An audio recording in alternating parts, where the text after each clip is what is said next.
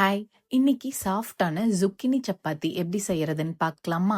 ஒரு பெரிய size zucchini எடுத்துக்கோங்க. சின்னதா இருந்தா 2 எடுத்துக்கோங்க.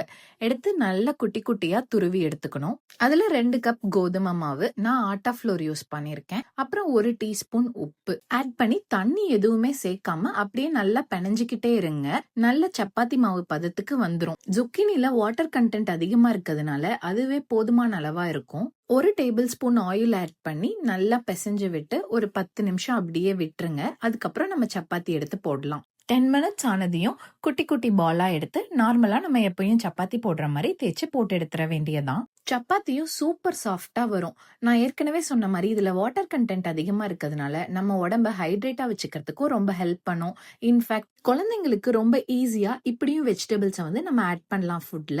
மைல்ட் டேஸ்டா இருக்கிறதுனால குழந்தைங்களும் நல்லா விரும்பி சாப்பிடுவாங்க. நம்மளோட டெய்லி டயட்லயும் வெஜிடபிள்ஸை ஆட் பண்ண மாதிரி ஆச்சு.